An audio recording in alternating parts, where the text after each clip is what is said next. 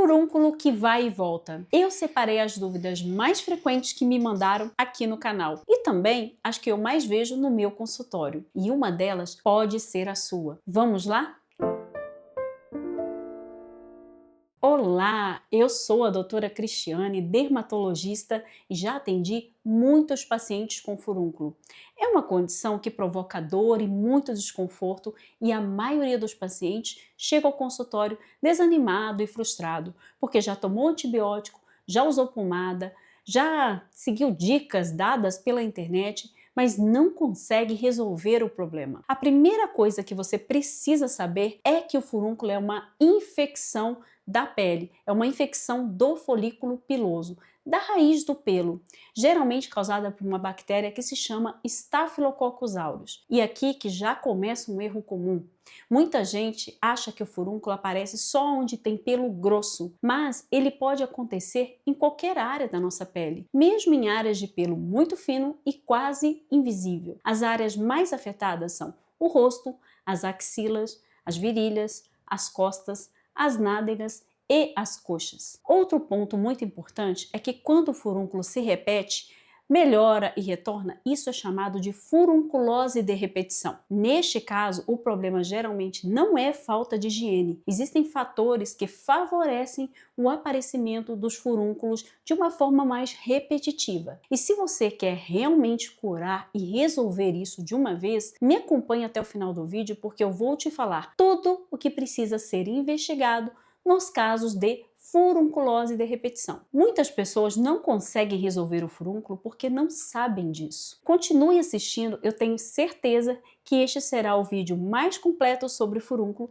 que você vai ver. Você já sabe que o furúnculo é uma infecção da pele. Qualquer pessoa pode ter o furúnculo uma vez na vida, mas algumas vão apresentar os furúnculos de repetição. Nesses casos, sempre devemos investigar quais são os fatores que estão colaborando para essa situação. Eles são chamados de fatores predisponentes ou gatilhos. E eu vou te falar quais são os principais fatores. Primeiro fator, colonização da pele pela bactéria que causa o furúnculo. Essa bactéria, ela existe na nossa pele, todo mundo tem, mas algumas pessoas possuem um número elevado dessa bactéria na pele, no nariz, na região genital, e isso é um fator que predispõe o furúnculo. Eu já atendi pacientes que ficaram internados para tratar algum problema de saúde e quando tiveram alta hospitalar passaram a ter furúnculo de repetição. Neste caso, eles adquiriram essa bactéria por via hospitalar e essa bactéria passou a colonizar a pele e gerou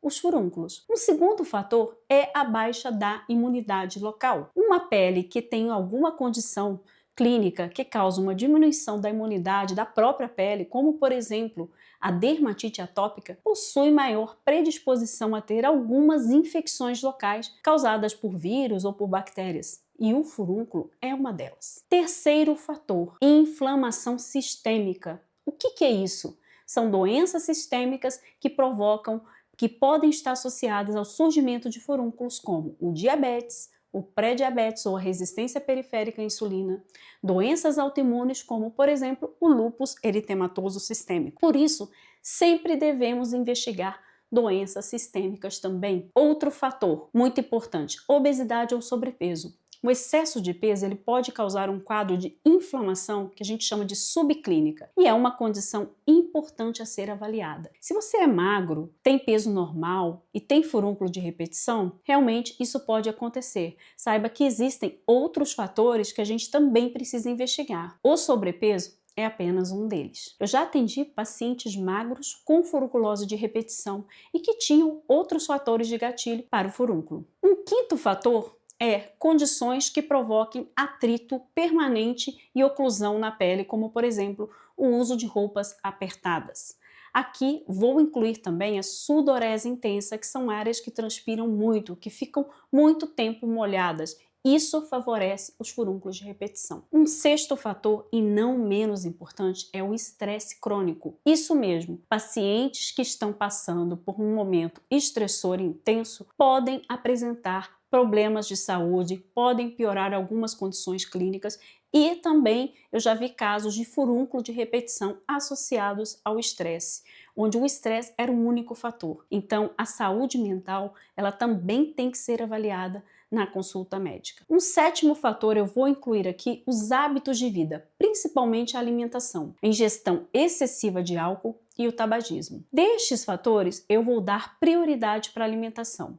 Sim, alguns alimentos podem favorecer os furúnculos, enquanto outros são bons para evitá-los. Aqui eu quero que você preste muita atenção, porque este pode ser um gatilho que está gerando os seus furúnculos. Existem alimentos que aumentam a inflamação e que podem facilitar o aparecimento dos furúnculos. Esses alimentos são alimentos inflamatórios. Já também podemos ter alimentos anti-inflamatórios que ajudam a controlar os furúnculos de repetição. Primeiro vamos falar dos alimentos que podem piorar ou desencadear os furúnculos. Açúcar e doces em excesso. Exemplos: refrigerante, sucos adoçados, sobremesas, carboidratos refinados como pão branco, massas e biscoitos, alimentos ultraprocessados, os embutidos, o fast food, os salgadinhos, frituras, excesso de laticínios em algumas pessoas. Alimentos com alto índice glicêmico elevam a insulina e favorecem a inflamação e a proliferação bacteriana. Quero reforçar aqui: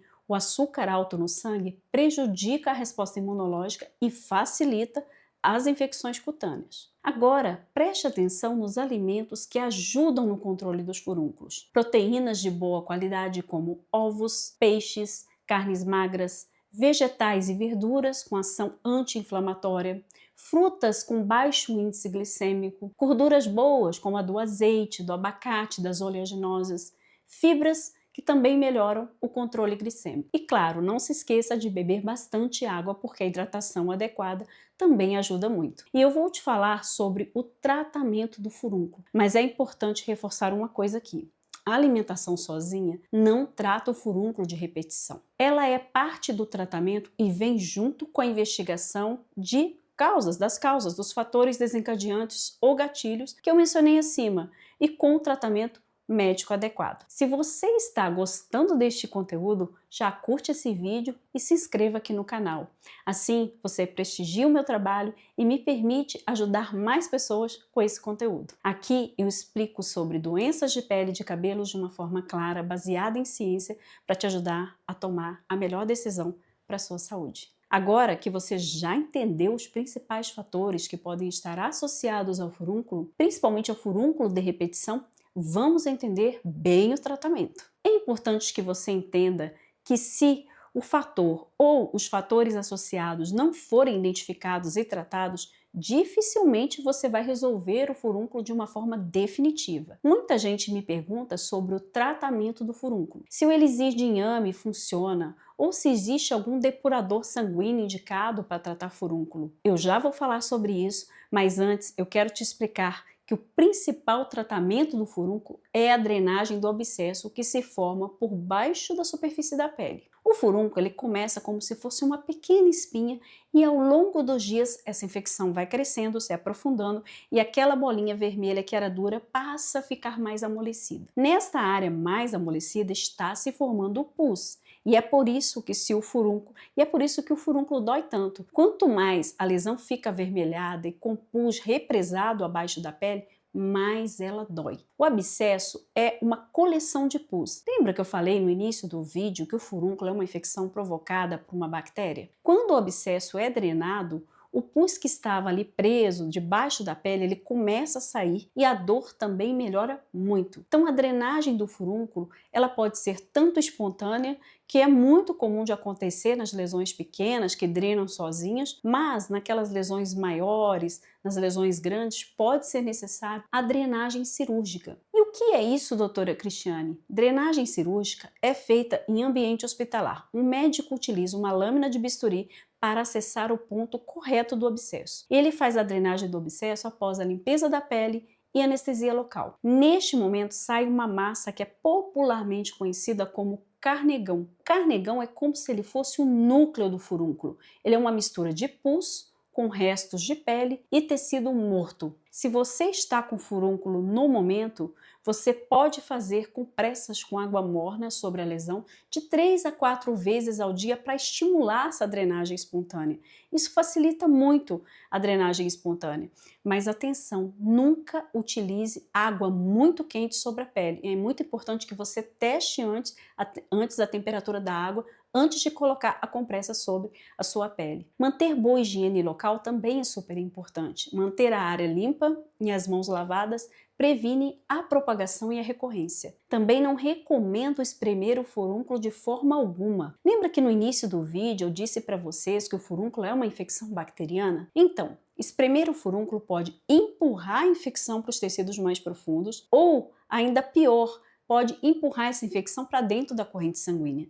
Nesses casos, aquela bactéria que estava localizada na pele, ela pode se espalhar para outros órgãos do corpo e isso pode gerar uma infecção bem mais grave. Eu já avaliei pacientes internados com celulite, com pneumonia, com artrite, que foram provocados após o paciente ter espremido um furúnculo. Isso causou uma disseminação da infecção. Essa é uma recomendação médica e está descrita na literatura médica, porque você pode espremer 100 vezes um furúnculo e nada acontecer em 99 vezes, mas se em uma única vez acontecer dessa infecção se espalhar do local onde ela estava na pele para outras áreas, isso pode ser muito grave e trazer um transtorno muito grande para você. Muitos casos de furúnculo respondem apenas com a drenagem. Mas e o antibiótico? Onde que ele entra nessa história? O antibiótico pode ser usado em associação com a drenagem do abscesso. O tipo de antibiótico a ser usado vai depender da complexidade de cada caso. Aqui a pessoa vai necessitar de uma avaliação médica porque o tipo de antibiótico, o tempo de uso vai variar muito caso a caso. Importante que vocês saibam que o antibiótico ele ajuda no tratamento do episódio do furúnculo atual, mas sozinho ele não impede a recorrência. Então ele não é o tratamento para os casos de recidiva. E o uso repetitivo de antibióticos pode gerar resistência bacteriana e piorar o controle a longo prazo.